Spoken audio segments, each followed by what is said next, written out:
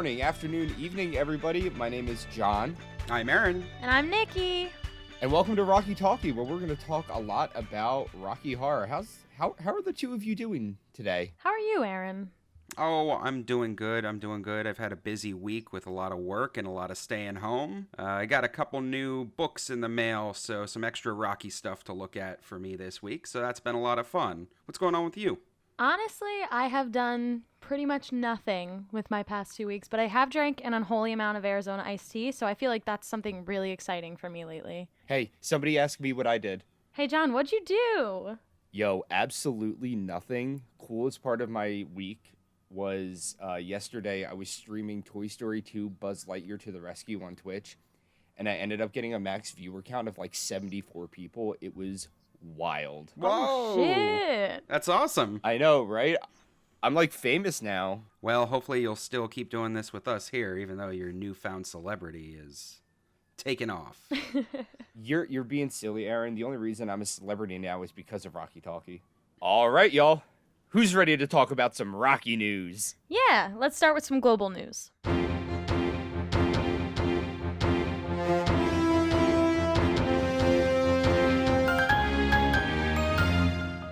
Cool, so the 30th anniversary of the VHS release was this week. That's 30 years ago that it first came out, the US VHS. It was originally released November 8th, 1990, and this is the week where we celebrate the 30th anniversary. It was really big at the time. When it came out, it retailed for the low cost of $89.95. You're telling me these people paid $90 for a fucking VHS? All right, in fairness, VHSs were like a really, really hot commodity. Like, so hot back in the day that you had to fucking rent them. Like, people couldn't even buy these things. Yeah, I mean, most videos, like, they came out with such a high price point because, like, video stores were the ones that were buying them. A few years later, they'd do, like, a re-release for, like, 20 or 30 bucks.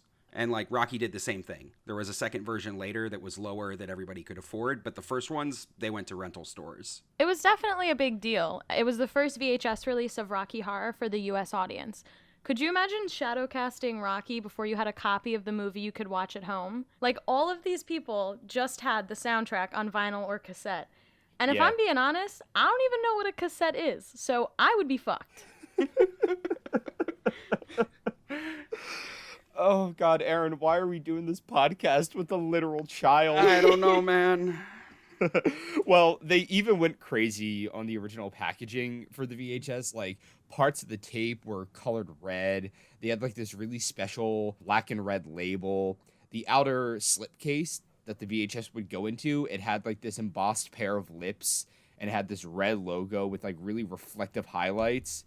Like, did you know that they make those things into lamps on Etsy now? Oh, good. Destroying all of those collectibles that you could purchase on eBay for $10.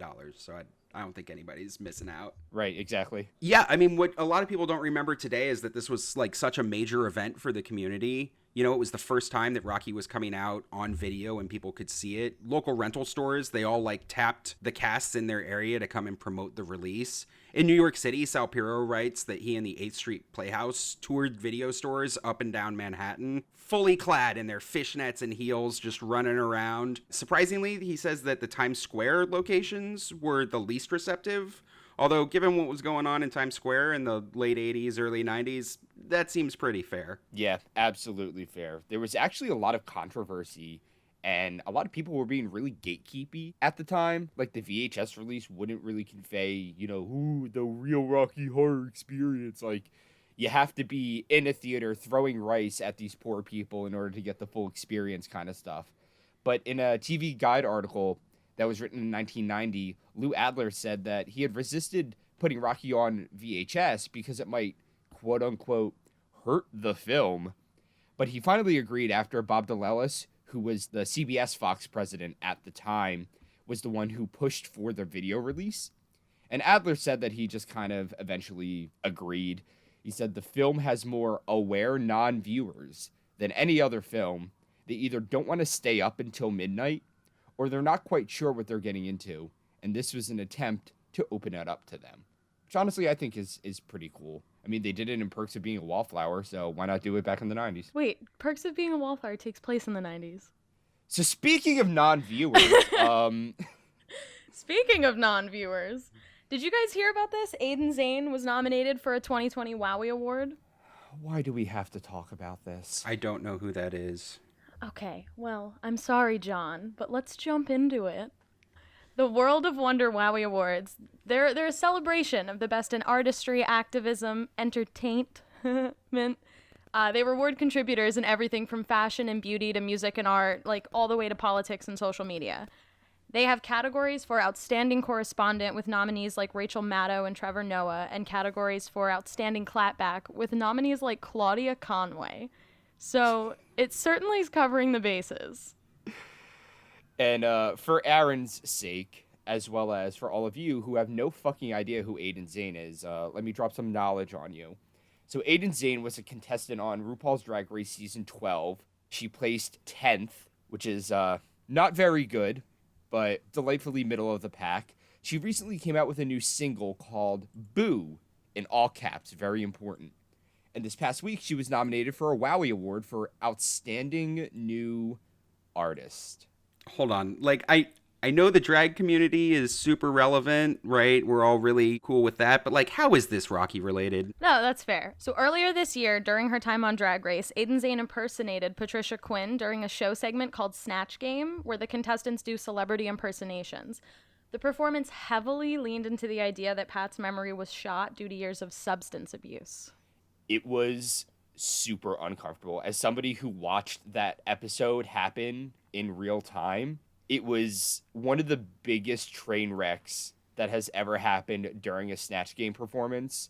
I love Drag Race, so when I watched that, it was cringy. I didn't like Aiden to begin with, but after that, I was like, nope, that ain't it. But during the game, Aiden seemed like she didn't know how to improv a lot of the answers. And that's kind of what Snatch Game is all about. It's about being able to improvise your celebrity impression. So a lot of the questions that she was given, she just didn't know how to answer. So she just kind of fell back on the, I don't even know where I am right now. Aiden did not impress the judges with her Pat Quinn impression whatsoever.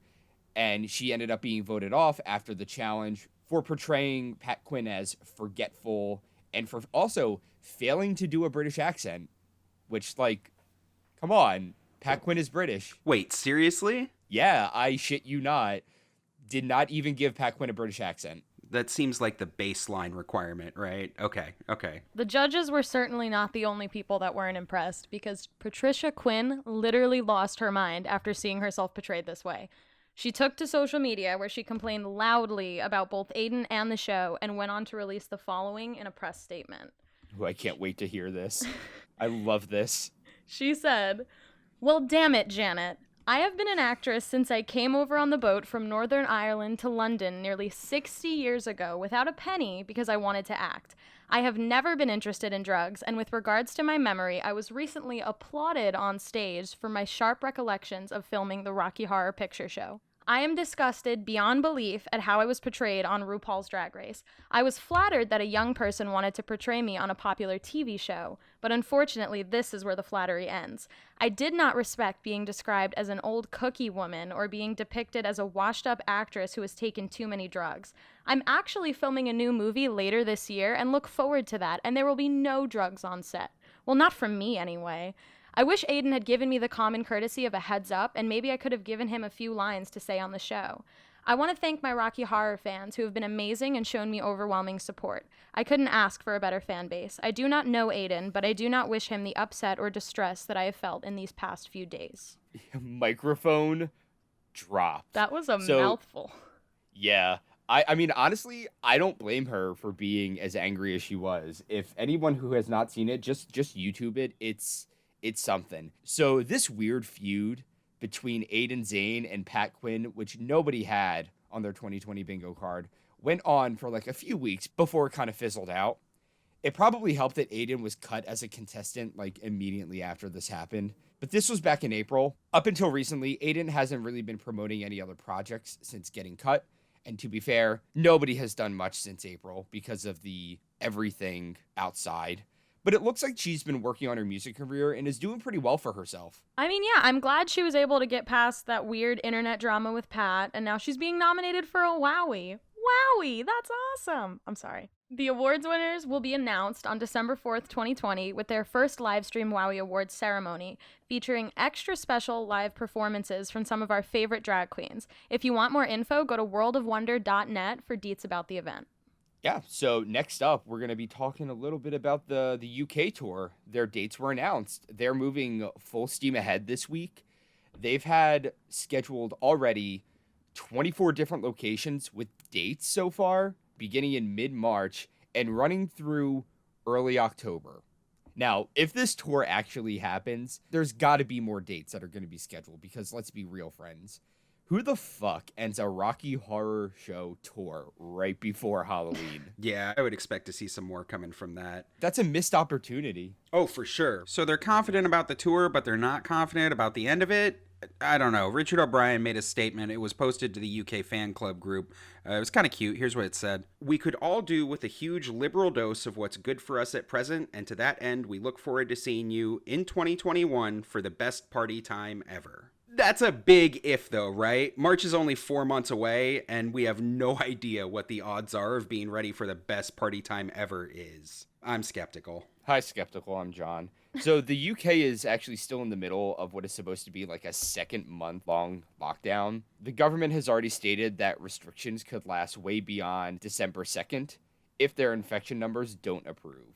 So we'll be keeping our fingers crossed for the UK. Hopefully everyone does their part in obeying the restrictions that are in place, and the world is safe enough in March for this tour to happen and hopefully continue past mid-October. Yeah, so while the UK tour is hoping to move forward in 2021, it's still very much 2020 right now. That means a lot of people are stuck at home on Facebook, and I think that most of my friends and family have tagged me in that cool VR picture, the one of the ballroom, that one that was posted to the Shadowcast group a couple weeks ago. You can click on it and go around the time where you guys saw that, right? Oh, you mean the one that got posted to everyone's timeline 1,000 times this week? Yeah, we've seen it. Yo, did y'all know that there are 7 Franks and a Smurf in that picture? Did you know the castle is now a hotel? Honestly, that's what this picture kind of feels like with how much it's getting posted everywhere. It's going to be the new castle. I mean, it's kind of all over the place. I thought it was really neat and like super well done. There's tons of little Easter eggs and stuff when you click around. I enjoyed going through it. Yeah, I spent like a solid 8 or 9 minutes one day looking around on it. It's kind of how I found the Smurf. So yeah, we did a little bit of research on this. The picture was made by a French comic book artist named J.L. Mast. I apologize for the name. It's probably wrong. He works for Marvel. He started back in 2012, and he does a lot of the Daredevil and Punisher stuff. Yeah, he's also worked on a lot of his own independent projects that are like mad interesting. He created a comic book back in 2011 about Dominique Strauss-Kahn. And Dominique Strauss-Kahn is a French politician who was taken to court for assaulting a maid during a trip to New York. It was like really big news at the time, but like admittedly kind of a weird thing to write a comic book about. JL's been working on a lot of digital art recently. He said that he saw the explosion of VR tech that's been going around and thought that it was really promising for digital comics. And, you know, I can agree. I think it probably really is. He's been working on a lot of the 360 stuff, like the Time Warp Room. And he said that he wants to keep making them because it brings awareness to the new and unique art style that he's hoping to grow out.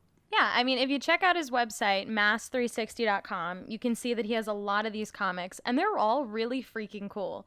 He has a very diverse selection, too. He's got Toy Story and Pokemon ones, but he also has one from the movie Gravity. Do you guys remember that? It was like a space movie from like 1,000,000 years ago with Sandra Bullock and George Clooney. Yeah, I saw it in theaters. Mm-hmm. He turned it into this crazy webcomic. There's so much there. If you thought the Rocky Horror one had a lot going on, wait until you look at the Gravity one. Dope. I'm checking this out as soon as we're done recording. So, me personally, I always really like seeing the different ways that people like to incorporate Rocky into their own personal art formats, like within the community and outside of it. Like this guy who just loves to draw comics and decided to just work Rocky into it. That's super dope. It's one of the best parts about being in all the Rocky Horror groups on Facebook and stuff.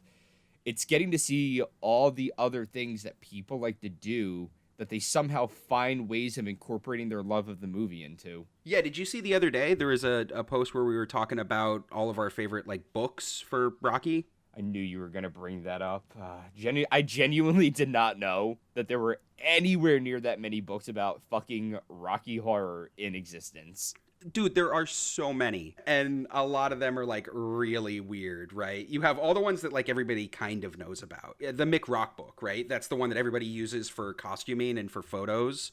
Or like Creature of the Night 1 and 2, the Sal Piro books that are like the whole history of the beginning of the Rocky Horror phenomenon.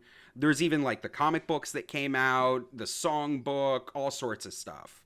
But there are so many that like it would take a whole podcast just to go through them. I told you earlier I had just got a couple new ones in. I wanted to share some of these with you guys. Confessions of a Transylvanian. I've had this one for a while, written by Kevin Theis. He's writing a memoir about the drama that happened in his Rocky cast in the early days. This is the mid-'80s into the 90s. It was a fun read because I got a good Rocky drama fix without having any Rocky drama. There's also an audiobook version of this that he reads, so like if you're into listening to your content, go check that one out.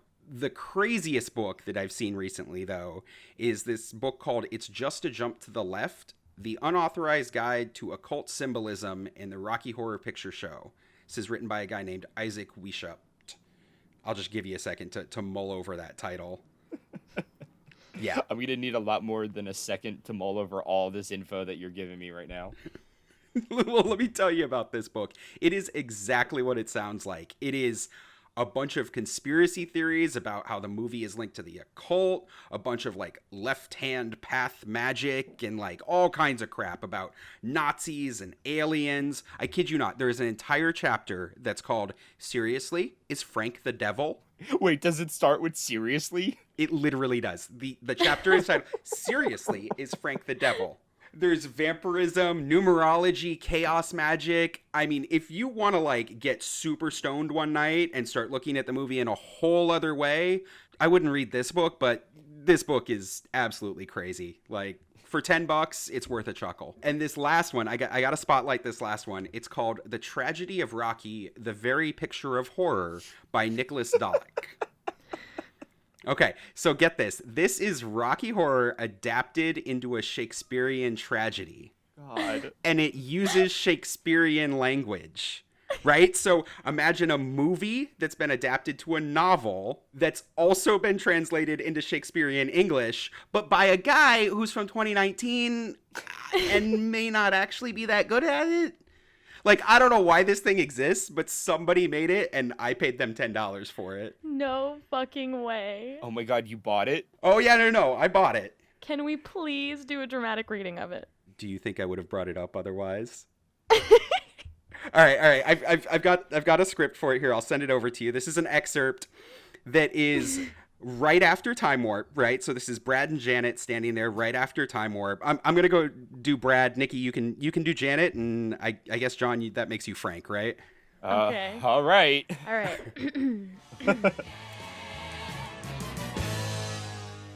Brad, nay, we must fly. I wish it so. Whither away? We know not these wild breaks.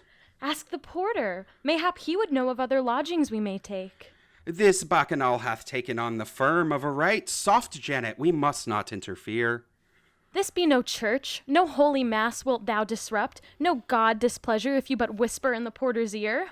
They must be of lands foreign to us. Mark their garments, the cut of their clothes doth run much counter to our own. No, we cannot guess as to their ways.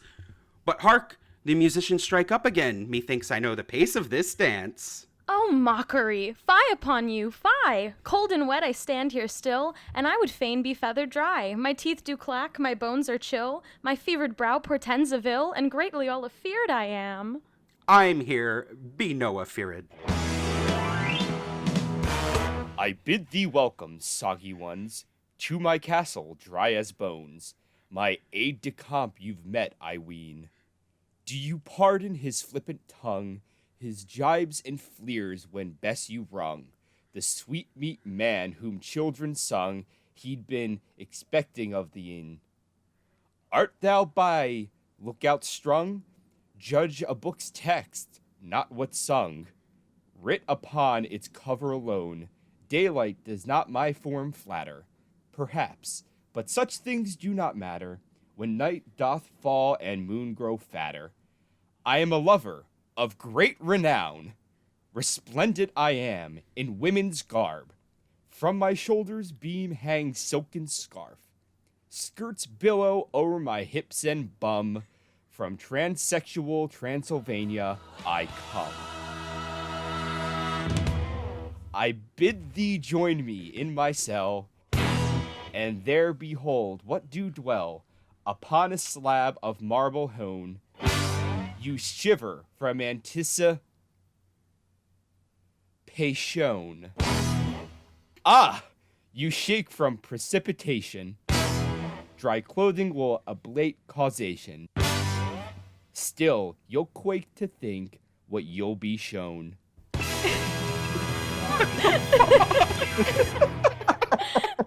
that was certainly the weirdest Rocky performance I've ever done. No, honestly, one time, one of my students at an old college that I used to work at put on a really shitty version of A Midsummer's Night's Dream, and I was their director, and I completely butchered it. I think we need to do that, but with this. Oh man, this is special. I'm living. Hi, living. I'm John. I'm gonna go and buy this, honestly. But by the way, completely separately though, I saw this in like one of the Rocky subreddits the other day because Reddit is love, Reddit is life. You know what Frank is saying when he says the line, "Maybe the rain isn't really to blame, so I'll remove the cause but not the symptom"? No. I mean, Janet, they were in the rain, right? So that's So the line means you're shivering and wet, so I'll take you out of the rain, but you still gonna be shivering and wet. Oh my god. I mean, that's kind of hot. I mean, shit. Like, that is some real big dick energy there. Yup. And speaking of big dick energy, we're gonna read some fan mail.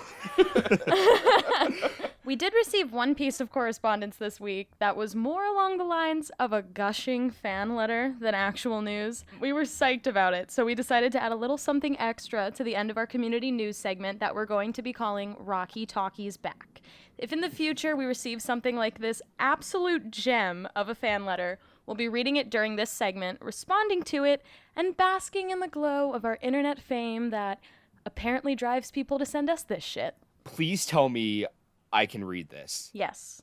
Oh, fuck. All right. So this is a submission that we got from someone calling themselves, and I quote, Boo Boo Kitty of your mother's panty line the third.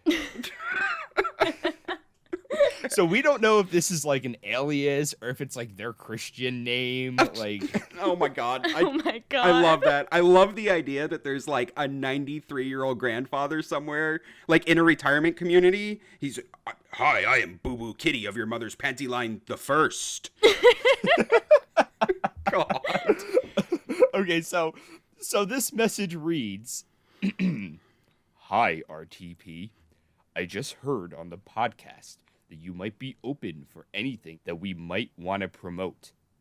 So, I was just wondering, would you feature my dick? like my huge, rompous, thrill-seeking, swing-and-a-miss, tumescent penasia. It's really been on the brain for a while, and I don't just mean the nutsack. Ha.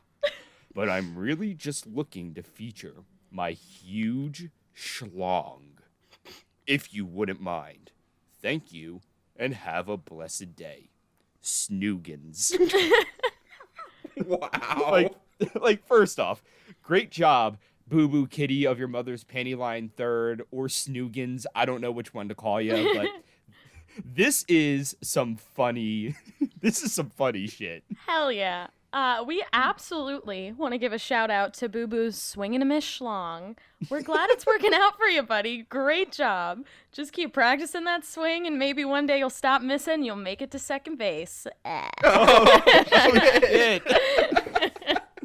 Oh my god. God, Nicki out here with the burn. I love it. Wow. I mean, I really liked the Jay and Silent Bob references. My wife calls me Boo Boo Kitty fucking bed. So this letter gave me some very confusing warm fuzzies.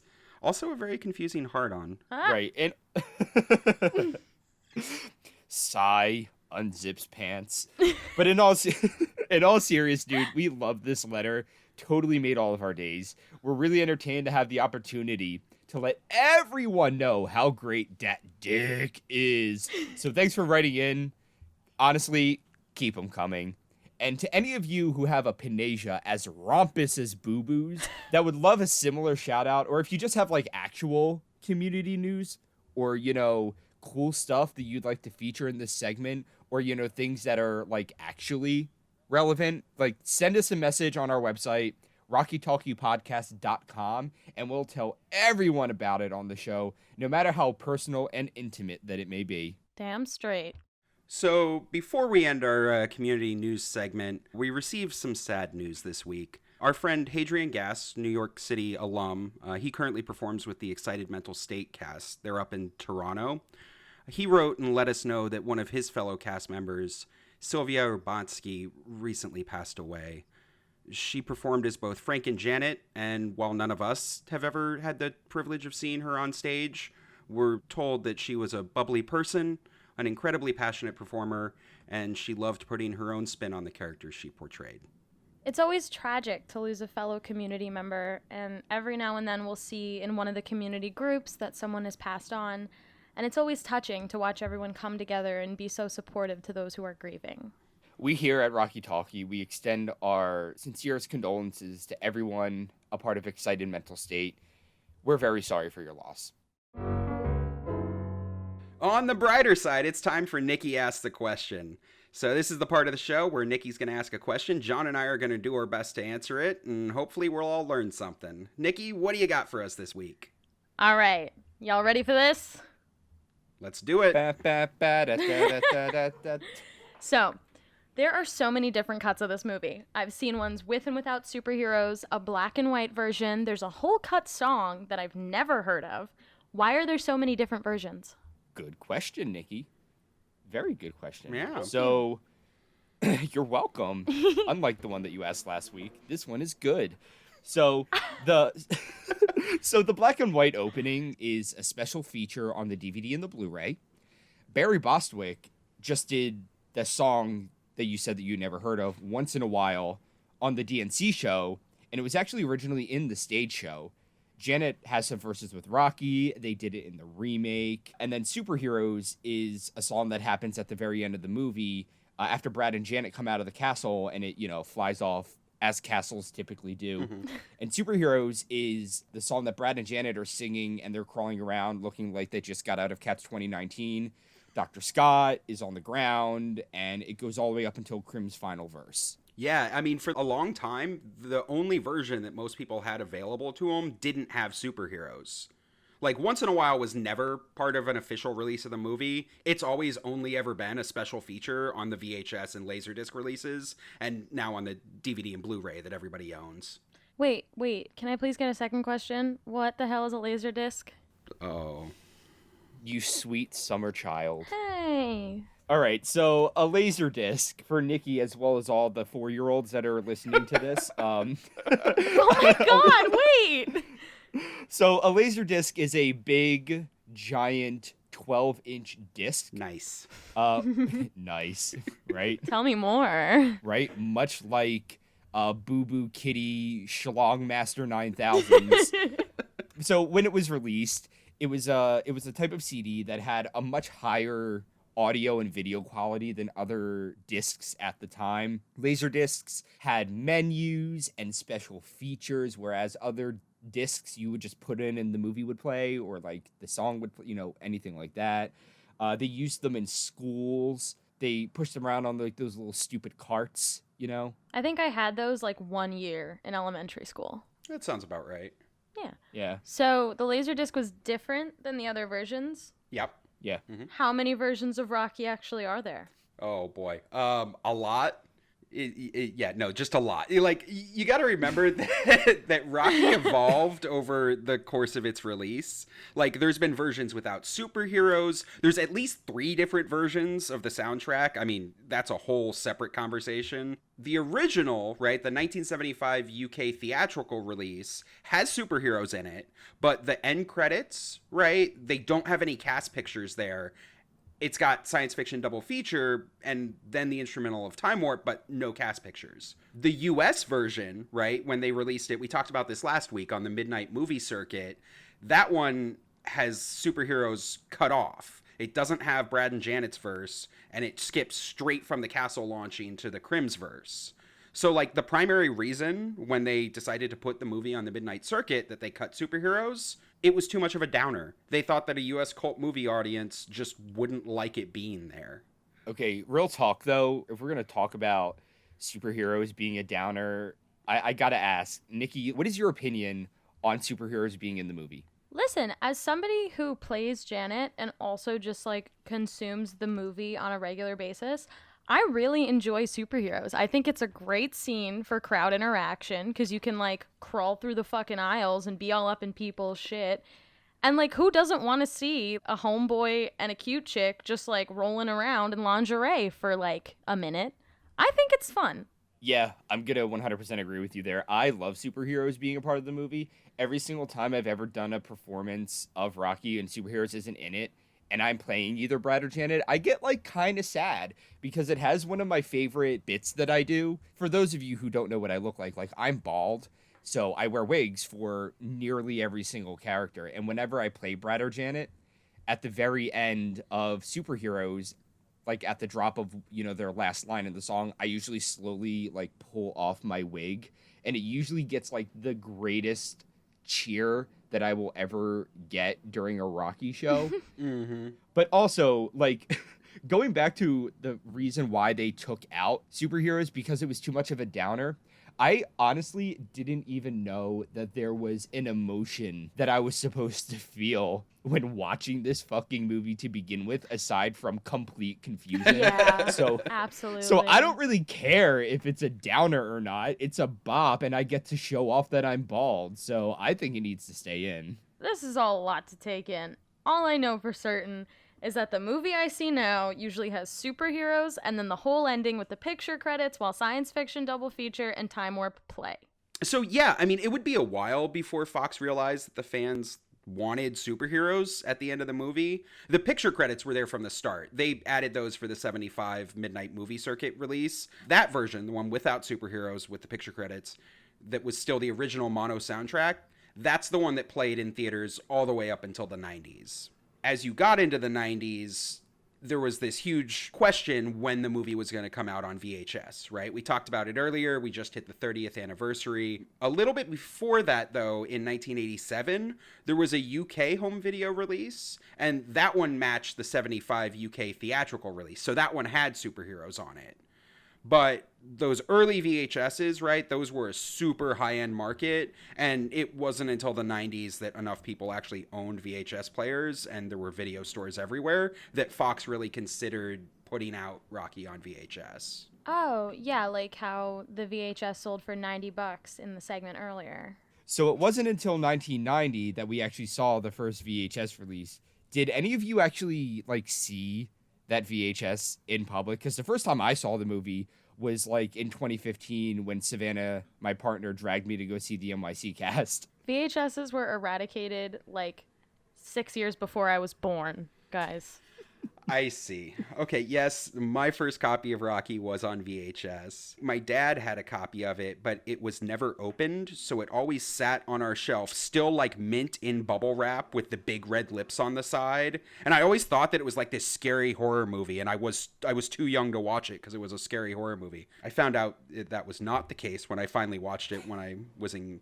Actually, I think the first time I ever like saw it was on VH1 in like the early, that was like 2000 when they did that. The VHS, like black box, big red lips on it. It's an intimidating cover. They wanted to do that, right? They wanted to make it really special for the 1990 video release. It had brand new stereo audio. But fun story there, the deadline for the audio for Superheroes came and went before they could release it. So they cut it. They cut Superheroes from the home video release. So the original audio was in mono and they updated it. That's kind of cool. Like, the whole mix is different. Cosmos Factory, the website, has a ton of documentation, like, specifically about what changed between each audio version.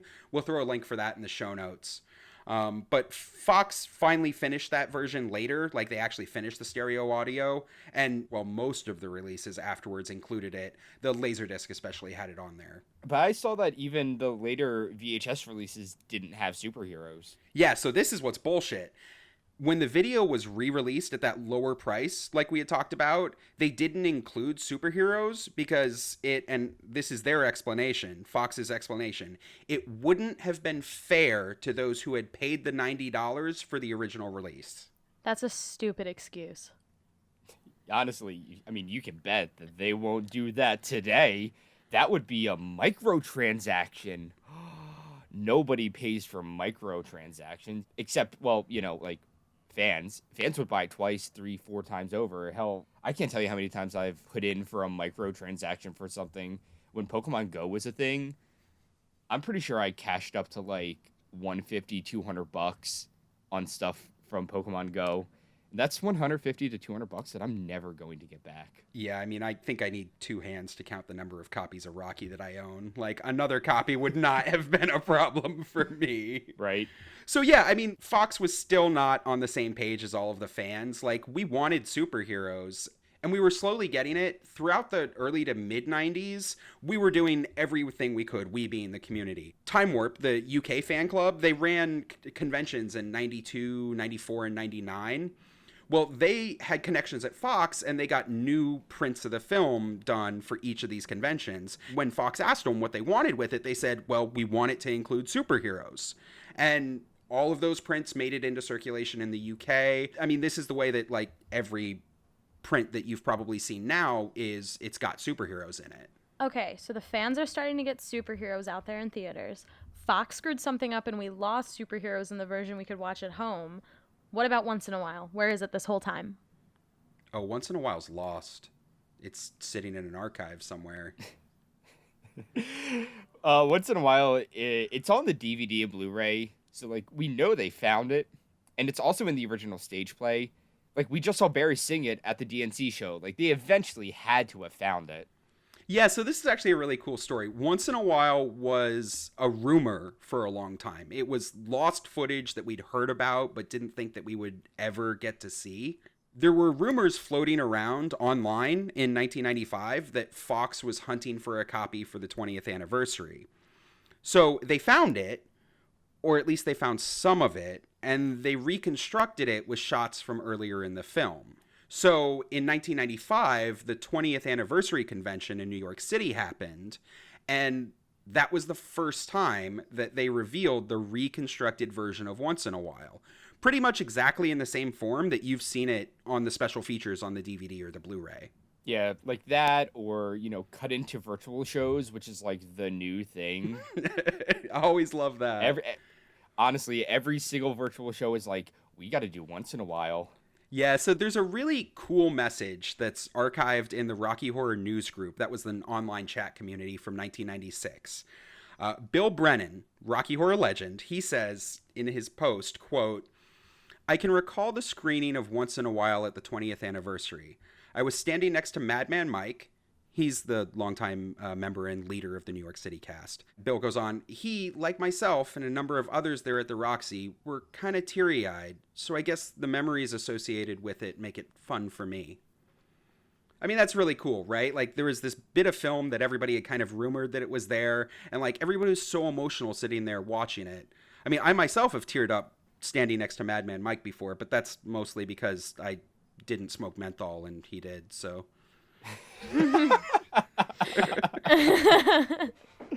Oh, so it was partial footage and they spliced it together. Right, so all those flashbacks at the beginning of the song, they make sense now. So, like, all that footage is gone. Kind of. Some of it's still there. So, John, you've seen Once in a While. There's pauses, right, at the end of most of the verses. In the movie script, the gaps were supposed to be filled by a monologue that was done by Janet. And most of that monologue was what was between her saying all of the if only bits when she steps out of the elevator and discovers Brad and Frank together. So when O'Brien wrote the screenplay, he chopped all of that up and he turned it into Once in a While. Wait, so that's why Janet's whole thing is such an edited mess. If only we hadn't made this journey, switch. If only the car hadn't broken down, switch. If only I had a better script to work with. I'm sorry.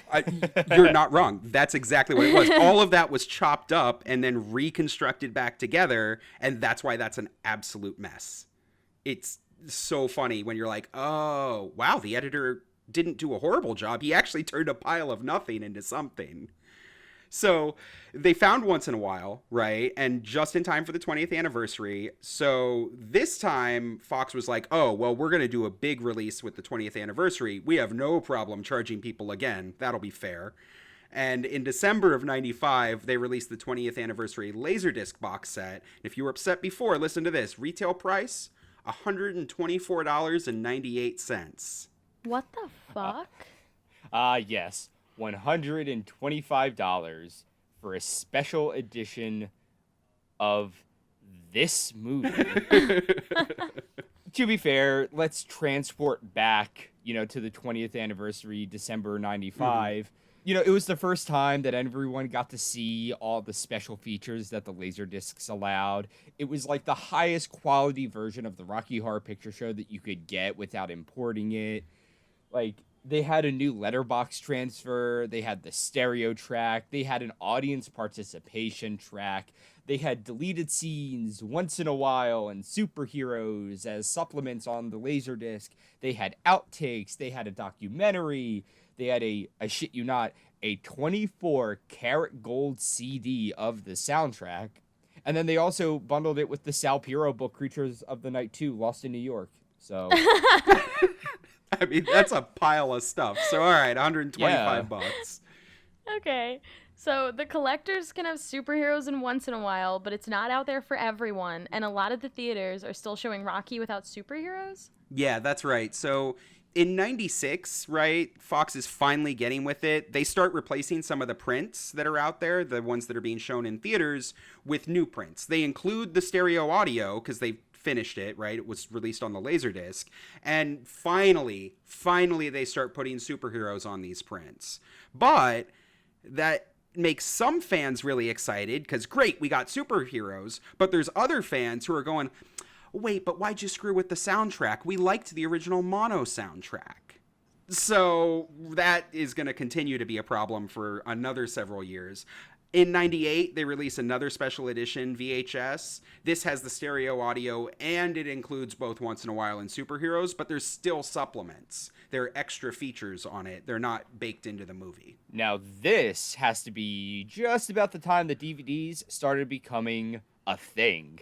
Yeah. In October of 2000, it's the 25th anniversary, and that's when Fox releases the 2-disc DVD, mostly in the U.S. Always Halloween releases for Rocky. Yup. Yeah, I mean, Fox is consistent about that. The DVD carried over all the features from the 20th anniversary Laserdisc. It had an anamorphic transfer, a newly mixed 5.1 surround sound track. So now we're up to 3. We had the mono, we had the stereo, now we're at 5.1 surround. And finally, for the first time, they bundled the original mono soundtrack on the DVD. I actually do remember this because it has the option to have superheroes in the film. So you could either pick the UK or the US version, and then depending on what you chose, you either got the version of the movie that did or didn't have superheroes in it. Yeah, and they released a VHS at the same time where superheroes is finally back in the film. It's not a special feature also on the VHS. And that VHS had a stereo mix down of the new 5.1 track. So yet another version of the sound, whether you consider it new or not, right? It's a stereo mix down. So by 2000, we pretty much have what's available today, superheroes in the movie, and Once in a While as a special feature. Yeah, the only other thing would be the Blu-ray release in 2010, which was released for the, 35th anniversary. Yeah, so that's really nice because they did a new transfer for the Blu-ray, a 4K 2K scan from the original camera negatives. So they also had a brand new mix, right? A 7.1 surround track. And again, they've included the mono track on the Blu-ray because fans really like the original mono track. The version that they did for the Blu-ray, that's pretty much what you see projected in theaters now. When they show a digital version, it's slightly modified from the version that you're going to see on the Blu-ray. Yeah, Aaron, I have no idea what any of that means. All I know is that's the version where Brad's bedroom scene isn't blue. Yeah, there's still a few problems. Maybe they'll fix it for the 50th. We'll see. Right. Okay, hold on. What about the alternate black and white opening? That wasn't a part of any of those releases. No, that's just because it wasn't. Like, it was just a special feature. It was kind of intended to be like an homage to like the Wizard of Oz. You know, the Wizard of Oz is like black and white and stuff before she gets to, Oz. the land of to Oz, the titular location. But originally, it was in the shooting script. So the black and white was conceived to end when Frank appeared. This is going to be an excerpt from the script. Don't know when the date was, but we got this courtesy of rockymusic.org. So you have the beginning of the movie. The film will now commence in black and white on Academy format. It will extend to widescreen 1.1-85 at sequence 41 while still remaining in black and white. At sequence 54, the film changes to color. Then it goes on to say at sequence 54, the figure turns and throws open lift cage door. As camera zooms into the death mask above them, the film changes from black and white to color. However, the only color in evidence is the red lipstick on the mouth of their host. So, the whole film was obviously shot on film in color anyway. And it's just on the DVD Blu-ray. The first 20 or so minutes of Rocky can optionally be black and white. And it switches to color when Brad, Janet, Riff, and Magenta enter the ballroom during Time Warp, which is actually not where it was supposed to switch in the original script anyway. Yeah, I think they shot that one down because it just didn't play, right? I mean, I've watched it, and it's fine. It's interesting to see, but it really doesn't add a whole lot. Plus, could you imagine trying to do costumes for wedding scene, not knowing what color they are? Oh, my God. I mean, I'm colorblind anyway, so it wouldn't have made a big difference to me, but my heart breaks for all of you and your screen-accurate portrayals if they actually ended up keeping that. I've actually even seen a version where people have shown the black and white intro and they've done black and white costumes. That's actually really crafty. Yeah, it's super really neat. dope. Super neat. Savannah, at one point, we did a holiday-themed show for NYC. It's got to be like 2 or 3 years ago. And she played Brad for it, and she played the main character from It's a Wonderful Life, so every single costume that she brought in was some form of monochrome, and it throws you back. Oh, that's fun. Yeah, it was super fun. I take all the credit for it because it was my idea. Nice. Well, I would say that you both certainly answered my question, so thank you, guys. Yay! Nicki, thank you for providing us content. Keeping you on your toes. If you have a show or community question too, all you have to do is go to our website, rockytalkiepodcast.com, and fill out the form in the Contact Us section. I'll ask it on the show and we can all learn about it together. And that's going to do it for this week's episode. So before we go, we want to thank everyone who took the time to leave us a really nice comment or review this past week. A special shout out to the person who showed up in my Twitch channel who legitimately was like, I heard your podcast and I had to follow you on Twitch. That made my entire freaking night. Launching a new project like this is really, really, really exciting. And it's also kind of nerve-wracking. And it was just really cool to have so much love and support from our friends, our community, and even the people who don't even know who we are, but just kind of found it somewhere on the internet. Like, we love all of you, and we really appreciate all of you, too. We're on Facebook and Instagram. That's at Rocky Talkie Podcast. So if you liked us, please go and check us out there. Again, for the millionth time, if you want to write us and tell us some cool shit to feature in the show, or if you want me to ask a question for you, go to our website, rockytalkiepodcast.com, and fill out our contact form. We're so excited to hear from you. And we will see all of you next Thursday. Bye! See ya!